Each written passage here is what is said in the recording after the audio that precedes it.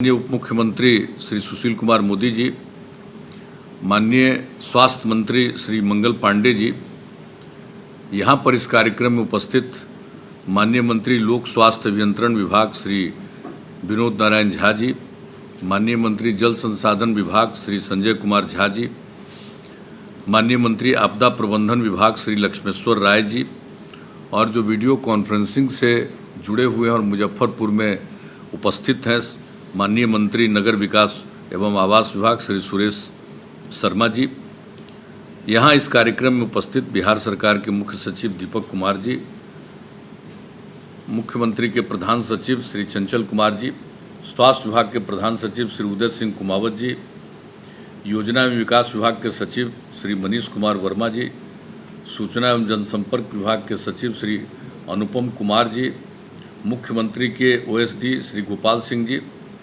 बिहार चिकित्सा सेवाएं आधारभूत संरचना निगम लिमिटेड के प्रबंध निदेशक श्री संजय कुमार सिंह जी, और वीडियो कॉन्फ्रेंसिंग से इस कार्यक्रम में जुड़े हुए मुजफ्फरपुर के माननीय सांसद श्री अजय निषाद जी, झंझारपुर में उपस्थित माननीय सांसद रामप्रीत मंडल जी, माननीय विधायक गुलाब यादव जी, माननीय विधायक श्री सुरेश शेखर जी, माननीय विधायक महासेठ जी, वीडियो कॉन्फ्रेंसिंग के माध्यम से जुड़े इस कार्यक्रम में उपस्थित अन्य सभी जनप्रतिनिधिगण, श्री कृष्ण मेडिकल कॉलेज के प्रिंसिपल डॉक्टर विकास कुमार जी, श्री कृष्ण मेडिकल कॉलेज एवं अस्पताल मुजफ्फरपुर के अधीक्षक श्री डॉक्टर एस.के. शाही जी, मुजफ्फरपुर और मधुबनी के जिलाधिकारीगण, इस कार्यक्रम में उपस्थित स्वास्थ्य विभाग के सभी अधिकारीगण, चिकित्सकगण, सभी बहनों एवं भाइयों, मैं सबसे पहले माननीय मंत्री स्वास्थ्य विभाग को और पूरे स्वास्थ्य विभाग को इस बात के लिए धन्यवाद देता हूं कि इन्होंने जो मुजफ्फरपुर का पीकू है, पेडियाट्रिक इंटेंसिव केयर यूनिट, जिसके बारे में पिछली बार हम लोगों ने ये तय किया था कि इसको निर्मित कराएंगे जो स्थिति को देखते हुए, और लक्ष्य के मुताबिक इसका काम पूरा हुआ। जैसा कि बता ही रहे थे माननीय स्वास्थ्य मंत्री जी, बीच में कोरोना वायरस के चलते ये काम रुक गया था, लेकिन फिर उस काम को किया गया और डीएम से लगातार बातचीत होती रही। मुजफ्फरपुर सब लोगों ने मेहनत किया, प्रयास किया, और आज ये स्थिति है कि न सिर्फ बनकर तैयार हो गया, बल्कि आज ये खुशी की बात है कि आज भले ही हम लोग इसका उद्घाटन कर रहे हों, लेकिन उसका उपयोग शुरू हो गया। तो ये बहुत अच्छी बात है। और जो भी बातचीत करने का मौका मिला सुपरिटेंडेंट साहब से, तो मुझे खुशी है कि अब इस काम में लगे हुए हैं, और जो लोगों के बीच में जागृति पैदा करने के लिए जो बात हम लोगों ने पिछले साल किया था, लंबी मीटिंग हम लोगों की हुई थी, तो ये भी हुआ। और आप सबको मालूम है कि हम लोगों ने इसका आकलन करने के लिए पिछली बार जो सबसे ज़्यादा प्रभावित इलाका था, वैसे 5 प्रखंडों को चुन करके वहाँ पर हम लोगों ने सोशियो इकोनॉमिक सर्वे कराया। और सर्वे कराने के बाद मुझे तो एक अवसर मिला, एक गांव में तो हम गए भी बाद में, और सोशियो इकोनॉमिक सर्वे कराने के बाद वहाँ के जो लोग भी वंचित हैं, क्योंकि पिछली बार जो हम लोगों ने देखा था वो यही देखा था कि सब गरीब घर के ही लोग हैं। तो सोशियो इकोनॉमिक सर्वे इसलिए हम लोगों ने कराया था कि देख लें हम लोग कि कोई परिवार जो सरकार की योजनाएं हैं वो उसका लाभ तो नहीं उठा पा रहा है, या उसके बारे में उसको जानकारी भी तो नहीं है। तो ये पूरा जो सर्वे किया गया, और उसी में ये पता चला बहुत लोगों के आवास की समस्या थी, अन्य प्रकार की राशन कार्ड धारियों की समस्या, अनेक प्रकार की समस्याएं जो थी, उनके बच्चे स्कूल में नहीं जा रहे थे, आंगनबाड़ी केंद्र की कमी थी। हर तरह से जो सर्वेक्षण किया गया और उसके बाद उस पर अमल किया गया, तो ये कोई सबको मालूम है कि इतना जो हम लोगों ने वहाँ के बारे में जो काम किया, तो ये बड़ी अच्छी बात हुई है। और उसको देखने के बाद अब ऐसा लग रहा है कि इस बार तो प्रभाव कम है, लेकिन ये कोई नहीं जानता है कि कब किस बीमारी का प्रभाव बढ़ जाए। अब जैसे इस बार हम लोग पूरे दुनिया में देख रहे हैं कोरोना वायरस, और कोरोना वायरस के चलते जितना लॉकडाउन का पीरियड रहा है, सबको मालूम है कितने तरह की कठिनाइयों का सामना करना पड़ रहा है या पड़ा है, तो सारी बातें हैं, सबको मालूम है और दुनिया भर में फैला हुआ है। तो कब कौन सी बीमारी किस रूप में आएगी इसके बारे में तो किसी को मालूम नहीं है। तो उसी प्रकार से मुजफ्फरपुर के एरिया में AES कहलाता है, यानी एक्यूट इंसेफेलाइटिस सिंड्रोम, यानी सिंड्रोम है, कोई बीमारी का नाम अभी तक नहीं पता है, इसलिए इसको सिंड्रोम कहा जा रहा। तो वैसी परिस्थिति में तो कब क्या होगा। और लेकिन हम तो भाई सभी चिकित्सकों को, जो डॉक्टर हैं और उनके साथ काम करने वाले अन्य भी जो स्वास्थ्य सेवा के लोग हैं, हम सबको इस बात के लिए अभिनंदन करते हैं और उनको हम विशेष तौर पर बधाई देते हैं कि किस तरह से लोगों की सेवा करते और मेहनत करते हैं। पिछले साल भी हम लोगों को जो मौका लगा मुजफ्फरपुर में जा कर के कई घंटा एक एक बीमार से हम लोग मिले, देखे, बातचीत किए। डिप्टी CM साहब भी साथ में थे। किस तरह से हम लोगों ने बातचीत एक एक से की, परिवार, उस बच्चे के परिवार के लोग थे उनसे भी बातचीत किया, सारे लोगों को बात किया। और इसी तरह का मौका लगा था, आप जानते ही हैं, गया भी गए थे, वहाँ के बारे में तो हल्ला होता है जापानीज इंसेफेलाइटिस का, उसके लिए तो अलग उपाय किया ही जा रहा है टीकाकरण का। लेकिन पिछली बार जो लू से जो प्रभाव पड़ा था बुरी तरह, तो वहाँ भी हम लोग गए थे, इसमें ज़्यादा उम्रदराज लोगों को असर पड़ा था, तो सबसे मिले थे, एक एक बात हम लोगों ने देखा था। तो कब कौन सी स्थिति आती है और क्या सामना करना पड़ेगा वो तो एक अलग विषय है, लेकिन हम तो देख रहे हैं भाई, जिस तरह से आज जो बीमारी आई है कोरोना वायरस की, इसके बारे में चिकित्सक लोग जिस तरह से काम कर रहे हैं, डॉक्टर लोग, ये कोई मामूली बात है, हम लोग देख रहे हैं। और बिहार में तो अन्य जगहों की तुलना में असर कम है, लेकिन फिर भी जितनी सक्रियता से काम हो रहा है, एक एक चीज़ के बारे में जिस तरह से काम हो रहा है, वो तो प्रशंसनीय है। तो सब लोगों ने ध्यान दिया, हमारे प्रशासन के लोगों ने ध्यान दिया, पुलिस के लोगों ने ध्यान दिया, जनप्रतिनिधियों की भी इसमें दिलचस्पी रही है। तो सब तरह से ये काम चल रहा है। तो AES जो पिछले बार हुआ, इस बार का असर कम है, लेकिन ये कौन जानता है कब क्या असर हो, इसलिए हम लोगों को सचेत रहना। और अब मामूली बात नहीं है, अब आप जान रहे हैं, जो बता दिया माननीय स्वास्थ्य मंत्री जी ने भी, कि सिर्फ हम लोग ये नहीं तैयार किए हैं पीकू का, अब जो पेशेंट हैं उनके लोग आएंगे, उसके लिए धर्मशाला तक का निर्माण हम लोगों ने करा दिया। और आप जानते हैं अब हम लोग हर अस्पताल में, बिहार के हर अस्पताल में अब इस चीज़ का कंसेप्ट के साथ कि भाई आम तौर पर जो लोग हैं अस्पतालों में आते हैं, तो उनको, उनके परिवार के लोगों को रहने का, आप देखते हैं अस्पताल में बाहर कितनी भीड़ रहती है, किस तरह से लोग रहते हैं, बाहर बैठ जाते हैं, गरीब लोग हैं, कहीं दूसरी जगह जा नहीं सकते हैं। तो अब हर जगह हम लोगों ने भी ये काम शुरू किया। तो मुजफ्फरपुर के लिए भी काम शुरू है, लेकिन ये जो पीकू के लिए जो हुआ, अब उसके साथ भी ये काम किया गया। तो हर प्रकार से तो मैं इस बात के लिए बधाई देता हूँ। और आज खुशी की बात है कि न सिर्फ कुछ काम का उद्घाटन भी हो रहा है, और वहाँ पर जो अभी सब कुछ इसके बारे में जानकारी दे दी है स्वास्थ्य मंत्री जी ने, और एक एक चीज़ का 5 का, कुछ का उद्घाटन, कुछ का शिलान्यास किया गया है। अब झंझारपुर में नया मेडिकल कॉलेज भी बनेगा। अब मधुबनी में तो ठीक ही कहा इन्होंने, एक प्राइवेट मेडिकल कॉलेज भी स्थापित हो गया है, और झंझारपुर में हम लोग सरकारी मेडिकल कॉलेज की स्थापना कर रहे हैं। और आप लोगों को बता दिया गया इसके बारे में, इन्होंने बता दिया कि 515 करोड़ रुपए की लागत उसमें लगेगी और उसका निर्माण किया जा रहा है। तो सब तरह से हम लोग कोशिश कर रहे हैं। और उप मुख्यमंत्री जी ने आपको बता दिया कि कब क्या और कितना मेडिकल कॉलेज था, अब कितना मेडिकल कॉलेज हम लोग बढ़ा रहे हैं। और ट्रीटमेंट के लिए तो जो काम किया गया है बिहार में, जब से मौका हम लोगों को दिया गया, उसके पहले क्या स्थिति थी। इन्होंने तो बात बताई मेडिकल कॉलेज एंड हॉस्पिटल की, लेकिन सामान्य तौर पर ज़रा याद करिए तो क्या था। 2006 के फरवरी में हम लोगों ने सर्वेक्षण कराया था, और ये पता चला कि जितने भी जो हमारे प्राथमिक स्वास्थ्य केंद्र हैं, इन सबों का जो ब्लॉक के स्तर पर है, उसमें कितने लोग इलाज कराने के लिए जाते थे। यानी एक महीने में औसतन पूरे बिहार में प्राथमिक स्वास्थ्य केंद्र में मात्र 39 लोग जाते थे। यानी एक आदमी, कभी कभी 2 आदमी, यानी 39 एक महीने में प्राथमिक स्वास्थ्य केंद्र में जाते थे। और हम लोगों ने जो प्राथमिक स्वास्थ्य केंद्र के लिए जो काम करना शुरू किया, तो उसके बाद आप जान रहे हैं कि आज जो स्थिति हुई है, अब तो हम लोग प्राथमिक स्वास्थ्य केंद्र का एक्सपेंशन भी कर रहे हैं। अब उसको हम लोग जो बता रहे हैं, अब 30 बेड का हॉस्पिटल, पहले तो 6 बेड ही रहता था।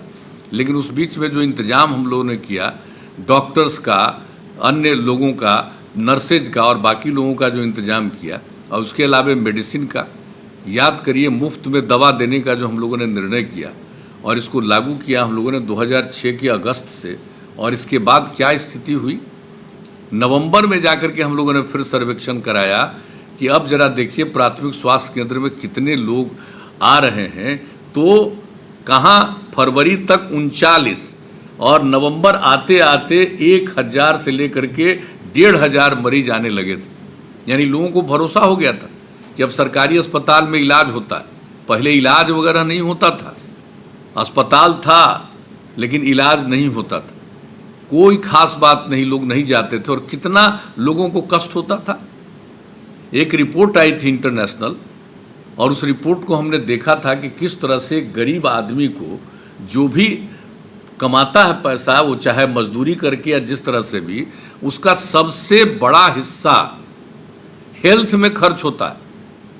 ये जान लीजिए, जब 2005 में बिहार के लोगों ने हम लोगों को काम करने का मौका दिया, उसके पहले हमने ये देखा था रिपोर्ट कि खाने से, भोजन से ज़्यादा खर्च लोगों को करना पड़ता है स्वास्थ्य पर। और तभी हम लोगों ने सर्वेक्षण कराया कि सरकारी अस्पतालों की क्या हालत है। हम तो सरकारी अस्पताल का अनुभव देखे हुए हैं, सांसद थे तब। हम तो कितना जिला के अस्पताल में गए थे, तो वहाँ देखे थे, किसी को देखने के लिए, मरीज को देखने के लिए हम गए, एक पत्रकार था, तो उनको देखने के लिए हम गए थे। और साहब जो देखा हमने कि अचानक धप किया, तो हम कहे क्या धप किया, तो देखा कि दूसरी मंजिल पर कुत्ता पहुंचा हुआ था, बेड पर कुत्ता था, मरीजों की संख्या कम थी। ये हालत था पहले। और अब आज समझ लीजिए कि अस्पतालों में अब कितने मरीज आ रहे हैं। पहले यहाँ तक कि जो मेडिकल कॉलेज हॉस्पिटल है, उसका भी बेड नहीं भरता था कभी। और आज क्या स्थिति है कि अब उसकी संख्या बढ़ रही। अब हम लोगों ने क्या तय कर दिया कि भाई सबसे पुराना हमारा पटना मेडिकल कॉलेज हॉस्पिटल है, उसकी संख्या बेड की दुनिया में इतना ज़्यादा बेड किसी अस्पताल का नहीं है। 5000 से भी ज़्यादा, 5400 करने का हम लोगों ने निर्णय लिया। अब IGIMS बना पहले, लेकिन IGIMS पटना का तो लगभग बंद होने के कगार पर था ना। क्या बुरा हाल था। अब IGIMS की क्या स्थिति है जरा देख लीजिए। अब उसका एक्सपेंशन करने का, उसको भी 2500 बेड बनाने का हम लोगों ने किया है। हम लोग मुजफ्फरपुर गए थे, मुजफ्फरपुर की जो स्थिति देखी, वहाँ के बारे में भी हम लोगों ने तय कर दिया कि इसको भी 2500 का बनाएंगे। जो आपका पटना में नालंदा मेडिकल कॉलेज हॉस्पिटल है, उसको भी किया। फिर हम लोग गया गए हैं, उसके भी एक्सपेंशन का निर्णय किया।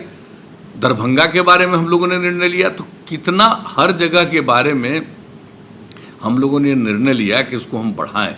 तो एक तरह से जो प्राथमिक स्वास्थ्य केंद्र, वहाँ से लेकर के अनुमंडल का अस्पताल, जिला का अस्पताल और उसके बाद पूरे मेडिकल कॉलेज हॉस्पिटल की स्थिति, सब के लिए हम लोगों ने ध्यान दिया। तो उसके चलते आज हो रहा। अब ज़रूरत है, हमारी आबादी है, हमारी आबादी बढ़ रही है। हम लोगों का जो आबादी का जो प्रतिशत है वो कितना ज़्यादा है, तो इसको देखते हुए देश में सबसे अधिक हम लोगों की आबादी है 1 स्क्वायर किलोमीटर पर। तो उसको देखते हुए औसत से भी 3 गुना से भी ज़्यादा, देश का जो औसत है 1 स्क्वायर किलोमीटर में जितने लोग होते हैं, उनकी उस वहाँ से जो एवरेज आबादी है उससे 3 गुना से भी ज़्यादा हमारे बिहार में। तो एक एक चीज़ की हम लोग तो चिंता कर रहे हैं।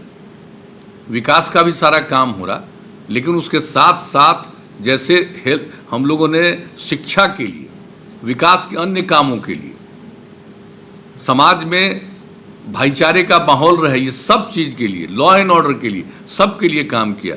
और उसी तरह से स्वास्थ्य के क्षेत्र में काम किया। तो अभी बहुत कुछ करना है, इसमें कोई शक नहीं। और हम लोग लेकिन एक एक चीज़ को लेकर के, एक एक काम के लिए जो हम लोग पूरे तौर पर कोशिश कर रहे हैं, ये सब करेंगे। और आप समझ लीजिए कि राज्य में 36 जिलों में से 21 जिला अस्पतालों का विस्तारीकरण एवं उन्नयन कार्य 2022 तक पूर्ण कर दिया जाएगा। अब जो कुछ भी जितना भी आपका जो अतिरिक्त प्राथमिक स्वास्थ्य केंद्र, अभी तो हमने प्राथमिक स्वास्थ्य केंद्र की बात की, अब इसका जो हम लोगों ने इसको बड़ा बना दिया, सब कुछ कर रहे हैं हम लोग, सब कुछ हो गया है इसके बारे में। लेकिन इसके अलावे हम लोग अतिरिक्त प्राथमिक स्वास्थ्य केंद्र के बारे में भी हम लोग सोच रहे हैं कि चरणबद्ध तरीकों से निर्माण करते हुए हेल्थ एंड वेलनेस सेंटर के रूप में विकसित किया जाएगा। केंद्र सरकार की स्कीम एक है हेल्थ एंड वेलनेस सेंटर, तो उसके लिए कुछ जगहों पर हम लोगों ने लाभ लिया, लेकिन अब हम लोगों ने राज्य सरकार में तय किया कि हम लोगों का जितना भी जो अतिरिक्त प्राथमिक स्वास्थ्य केंद्र है वो सभी जगहों को हम लोग कन्वर्ट कर देंगे उसको हेल्थ एंड वेलनेस सेंटर में। तो कोई काम नहीं हम लोग छोड़ रहे हैं, तो हर प्रकार से हर तरीके से कोई काम करने की काम किया जा रहा है। और एक एक चीज़ पर ग्रामीण क्षेत्रों में जो दान में लोग देंगे गांव में, तो उनके नाम पर अस्पताल का नामकरण किया जाएगा। ये हम लोगों ने तय कर दिया हर लोगों के बीच में। तो हम तो चाहेंगे कि हमारे जनप्रतिनिधि, प्रशासन के लोग सब इस बात का प्रचारित करें कि किसी भी गांव में स्वास्थ्य उपकेंद्र बनाना है और स्वास्थ्य उपकेंद्र के लिए जगह नहीं मिल रही, या हम लोगों को अतिरिक्त प्राथमिक स्वास्थ्य केंद्र बनाना है, उसके लिए भी अगर जगह नहीं मिली, तो वैसी स्थिति में बहुत लोगों के पास ज़मीन है, तो अगर वो ज़मीन दे देंगे तो उन्हीं के नाम पर इसको रख दिया जाएगा। अब आप सोच लीजिए कि थोड़ा ज़मीन देंगे लेकिन उनका नाम अनंत काल तक रहेगा, ये साधारण बात नहीं है। इसलिए सबके बीच में इस बात को प्रचारित भी करना चाहिए, ताकि हम लोगों की इच्छा है कि ज़्यादा से ज़्यादा जगहों में हो और लोगों को किसी भी प्रकार की दिक्कत नहीं हो, सब आदमी का स्वास्थ्य का ध्यान रखा जाए। ये ध्यान रखना हम लोगों का कर्तव्य है। तो ये सब काम हो रहा है, और इस तरह से इस क्षेत्र में जो मेरे हिसाब से जो स्वास्थ्य के क्षेत्र में जितना काम हुआ, हम लोग तो और काम करना चाहते हैं, लेकिन हम लोगों ने एक संक्षेप में बात बता दिया कि कितना ज़्यादा संख्या हो गई। हमने तो बता दिया उस साल के अंत तक, और अब मालूम है अब एक प्राथमिक स्वास्थ्य केंद्र में औसतन अब एक महीने में बिहार में 10,000 मरीज इलाज के लिए जा रहे हैं। ब्लॉक स्तर पर जो प्राथमिक स्वास्थ्य केंद्र है, अब 10,000 मरीज इलाज के लिए जाते हैं। तो कहाँ से कहाँ स्थिति है, और हम लोग डॉक्टर्स का और ज़्यादा चाहते हैं कि उनकी पोस्टिंग हो, लोग आ जाएं, अन्य जगहों पर पोस्टिंग हो, और कितना ज़्यादा मेडिकल कॉलेज की स्थापना हो रही है, नर्सेज के लिए कितना हम लोग कर रहे हैं। हर प्रकार का काम आप सब जानते हैं कि नर्सेज को भी अधिक से अधिक संख्या में यहाँ नर्सेज उपलब्ध हों और वो उसकी पढ़ाई कर लेंगी, तो अपने बिहार की जो ज़रूरत है उसको तो पूरा करेंगे ही।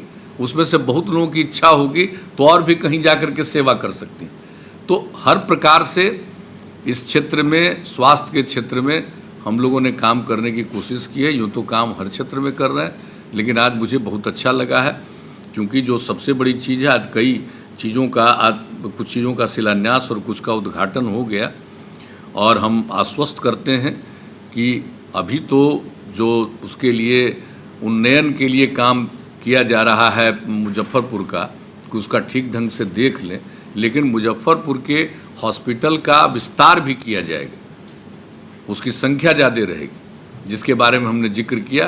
तो हम लोग इन सब चीज़ों के बारे में सारा अध्ययन करके और सब कुछ कर रहे हैं।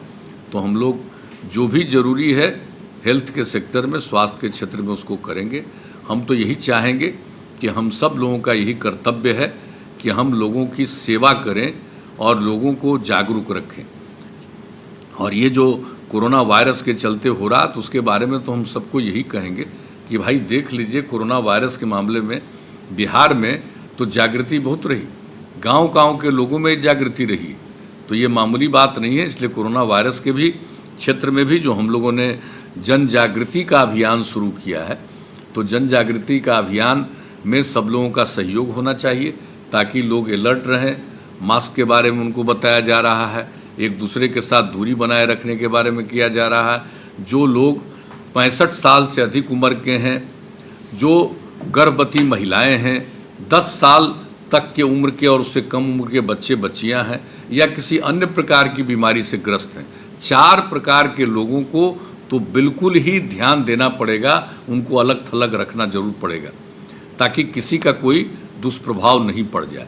तो इन सब चीज़ों के लिए जो जागृति की बात हो रही है, तो ये सब काम तो हम लोग कर ही रहे हैं। और उसी तरह से मुझे खुशी है कि जो हम लोगों ने ये काम किया है आज, इस काम के लिए AES के लिए जो समूचा काम किया उसके बारे में भी लोगों के बीच में जागृति, और सबसे बड़ी चीज़ है कि जो अध्ययन कराया गया तो उसके बाद एक एक तरह से लोगों के बीच में जागृति पैदा करने की कोशिश हो रही है। और इसलिए हमने आज पूछा, अब ये तो जागृति का ही परिणाम है कि लोगों को ये मालूम हो रहा है कि जैसे ही हमारे बच्चे की तबीयत खराब हुई तुरंत हम अस्पताल ले जाएं और तब वो सुरक्षित रहेगा, देर करने पर असुरक्षित रहेगा। इसलिए जागृति का जो अभियान AES के लिए भी हो रहा है।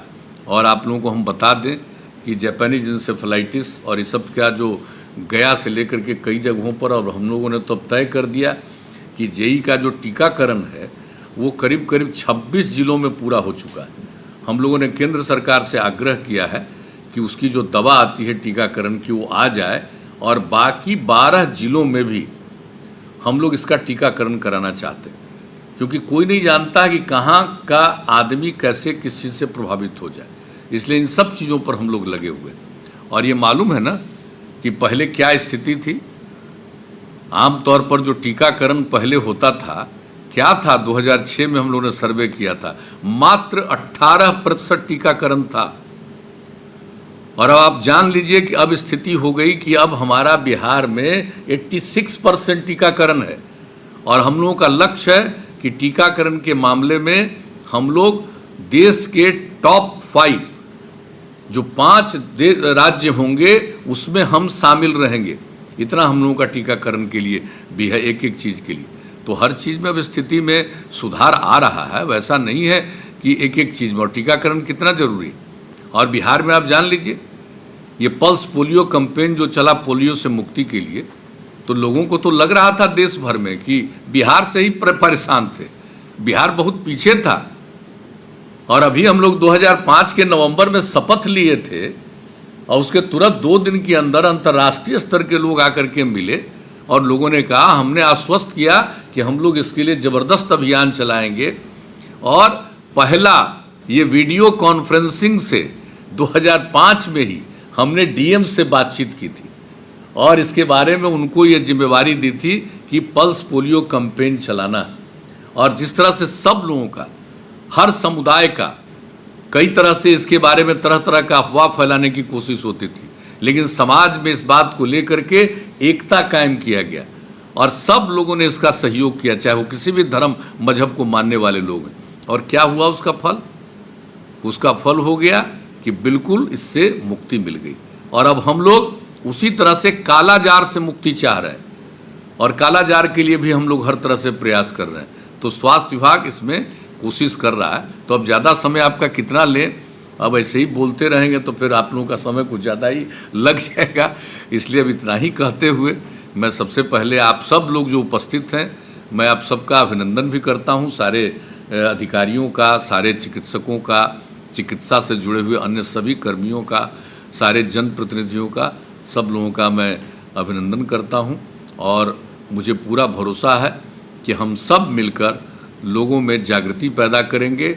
आज जो दुनिया भर कोरोना से प्रभावित है उससे भी छुटकारा पाएंगे और जगह जगह अन्य प्रकार की जो बीमारियों से हमारे लोग प्रभावित होते हैं, AES से, इस सब से भी छुटकारा मिलेगा, कालाजार से छुटकारा मिलेगा। ये सब के लिए हम लोग निरंतर काम करते रहें। तो इन्हीं शब्दों के साथ मैं पुनः माननीय स्वास्थ्य मंत्री जी को और स्वास्थ्य विभाग के तमाम अधिकारियों को मैं इस बात के लिए बधाई देता हूं कि आप काम कर रहे हैं। और मैं दोहरा कर कहूँगा, ये कोई मामूली बात नहीं है भाई। जो पिछले साल हम लोग कितना सुने हैं AES को लेकर के, जो हो गई बीमारी, क्या सुने, कितना छपता रहा। हम लोग एक एक चीज़ देख रहे थे, क्या क्या हम लोगों की हो रही थी आलोचना। हम लोगों ने एक एक बात का आकलन करके काम करना शुरू किया है। और आज जो ये कोरोना वायरस है, इस पर हम लोग ध्यान केंद्रित कर रहे हैं। कुछ लोगों की दिलचस्पी है अखबारबाजी में, खाली बयान दें, इधर से उधर करते रहें। लेकिन जितना काम राज्य सरकार ने किया है, बाहर जो लोग पड़े हुए थे, हमारे लोग, उनके लिए हम लोगों ने 1-1 हज़ार रुपया 20 लाख से भी ज़्यादा लोगों तक पहुंचाया। अब तो उसकी संख्या हो गई है शायद 20 लाख 40 हज़ार पहुंचा दिया। और कुछ बचे खुचे लोग हैं, आ गए हैं यहाँ, उनको भी देने का हम लोगों ने कह दिया कि यहाँ भी आ गए हैं तो उनको दे दीजिए। और इसके अलावे जिस तरह से आप देख रहे हैं क्वारंटाइन सेंटर में, हमने आज 3-4 दिन पहले जागृति के दिन बता दिया राज्य सरकार कितना मेहनत कर रही है, कितना खर्च कर रही है, सब प्रकार से हम लोग कोशिश कर रहे हैं। तो हम लोगों की दिलचस्पी है काम में, प्रचार प्रसार में मेरी कोई दिलचस्पी नहीं है, हमारी दिलचस्पी है काम में। और हम तो शुरू से कह रहे हैं कि लोगों ने हम लोगों को काम करने का अवसर दिया है, तो लोगों की सेवा करना ही हमारा धर्म है। और उसी का पालन करते हुए, सेवा करने के धर्म का पालन करते हुए हर क्षेत्र में काम को, जरूरी काम को करना, और उसी सिलसिले में स्वास्थ्य के क्षेत्र में काम को करना, ताकि लोग सुरक्षित रहें, संरक्षित रहें। और अंतिम में यही कहेंगे कि लोगों में जागृति जरूर लाने का हम लोगों को प्रयास करना चाहिए। तो इन्हीं शब्दों के साथ मैं पुनः आप सबको धन्यवाद देता हूं, और स्वास्थ्य विभाग को विशेष तौर पर मैं बधाई देता हूं कि उन्होंने इतने काम की शुरुआत कर दी है। इन्हीं शब्दों के साथ आप सबको बहुत बहुत धन्यवाद।